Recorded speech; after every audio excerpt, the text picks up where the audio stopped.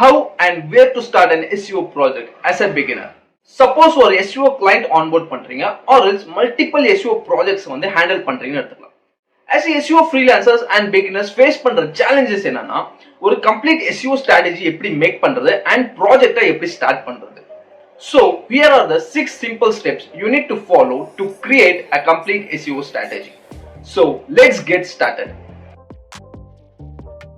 First of all, ஒரு business கம்ப்ளீட்டா understand பண்ற மாதிரி இருக்கும். அவங்க என்ன பிசினஸ் ரன் பண்ணிட்டு இருக்காங்க, அவங்களோட பிசினஸ் மாடல் என்ன, அண்ட் தென் என்ன ரீசனுக்காக எஸ்இஓ பண்றாங்க, சேல்ஸ் இன்க்ரீஸ் பண்ணுமா, டிராஃபிக் இன்க்ரீஸ் பண்ணுமா, ஆர் எல்ஸ் லீட்ஸ் ஜெனரேட் பண்ணுமா. ஸோ இதுல எந்த கோல் வேணாலும் இருக்கலாம். அண்ட் தென் எந்த லொகேஷனை வந்து டார்கெட் பண்ண போறாங்க, சென்னை சிட்டி ஒண்டி டார்கெட் பண்றாங்களா, இல்ல சென்னை அண்ட் கோயம்புத்தூர் இந்த 2 சிட்டிஸை டார்கெட் பண்ண போறாங்களா, இல்ல தமிழ்நாடு இந்த ஸ்டேட்டை வந்து டார்கெட் பண்றாங்களா, ஆர் எல்ஸ் இந்தியா இந்த ஹோல் கண்ட்ரியை வந்து டார்கெட் பண்ண போறாங்களா.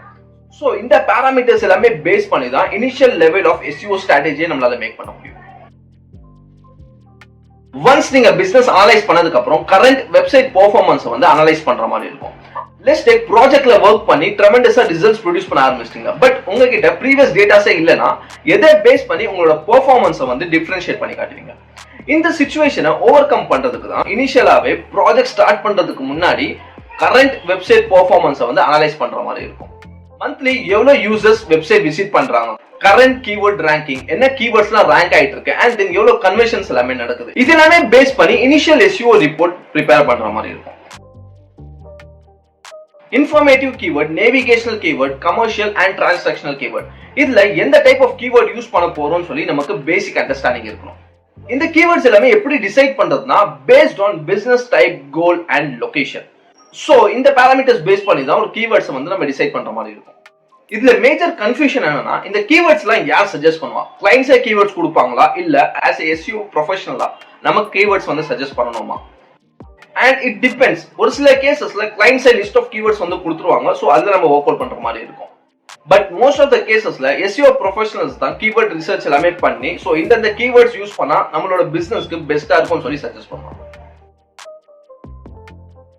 Let's take interior designing firm. Chennai லொகேஷனை டார்கெட் பண்ணி SEO பண்ணணும்னு சொல்லி உங்களை அப்ரோச் பண்றாங்க.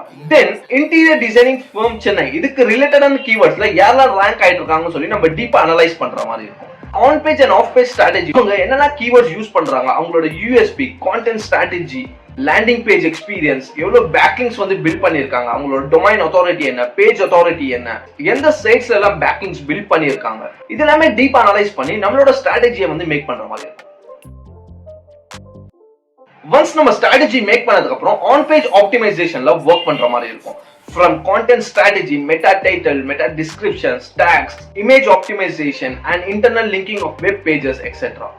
இதுவே டெக்னிக்கல் இஷ்யூன்னு வரும்போது site map submission, robots.txt, schema markup, page speed optimisation, crawling and indexing related issues எல்லாமே ரிசால்வ் பண்ற மாதிரி இருக்கும். ஆஃப் பேஜ் ஆப்டிமைசேஷன் வரும்போது டிஃபரெண்ட் டைப்ஸ் ஆஃப் பேக்கிங் ஸ்ட்ராட்டஜியை வந்து மேக் பண்ணி ஹை குவாலிட்டி பேக்கிங்ஸ் வந்து கிரியேட் பண்ற மாதிரி இருக்கும். Once on page, off page, technical SEO optimise பண்ணதுக்கு அப்புறம் டேட்டாஸ்ல ஃபோக்கஸ் பண்ற மாதிரி இருக்கும். Website and keywords ranking, new website visitors, engaged session, total events, total number of conversions, இது எல்லாமே அனலைஸ் பண்ணி ஒரு கம்ப்ளீட் ரிப்போர்ட்டை வந்து ப்ரொடியூஸ் பண்ற மாதிரி இருக்கும் with the help of Google Analytics அண்ட் Data Studio. எப்படி இந்த SEO ஃபீல்ட்ல ஒர்க் பண்றது? சப்போஸ் நீங்க மார்க்கெட்டிங் ஏஜென்சில ஒர்க் பண்றீங்கன்னா multiple projects and multiple clients கூட ஒர்க் பண்ற மாதிரி இருக்கும். இல்ல கிளைண்ட் சைட்ல ஒர்க் பண்ணும்போது டெடிகேட்டடா ஒரு கம்பெனியோட என்டையர் SEO ஹேண்ட்லிங் எல்லாமே நீங்க மேனேஜ் பண்ற மாதிரி இருக்கும். ஃப்ரீலான்சரா உங்களோட ஜர்னியை ஸ்டார்ட் பண்றீங்கன்னா நீங்க கிளைண்ட்ஸ் ஆன்போர்ட் பண்ணி டெடிகேட்டடா ஒர்க் பண்ற மாதிரி இருக்கும். இல்ல பிளாகிங் ஸ்டார்ட் பண்ற ஐடியா இருக்குன்னா பர்சனலா உங்களோட வெப்சைட்க்கு நீங்களே ஒர்க் பண்ண ஸ்டார்ட் பண்ணுவீங்க. It's simple. SEO is a challenging process. Search engine algorithms and ranking factors keep on update ஆயிட்டே இருக்கும். சோ அதுக்கு ரிலேட்டடா நம்மளோட SEO strategy வந்து சேஞ்ச் பண்ற மாதிரி இருக்கும். அப்போதான் வெப்சைட் விசிபிலிட்டி அண்ட் டிராஃபிக் வந்து இம்ப்ரூவ் பண்ண முடியும். அட் த சேம் டைம் உங்க பிசினஸையும் க்ரோ பண்ண முடியும். I hope this video has provided you with valuable insights and guidance on how to start an SEO project. Thanks for watching. Good luck on your journey. Cheers. Bye bye.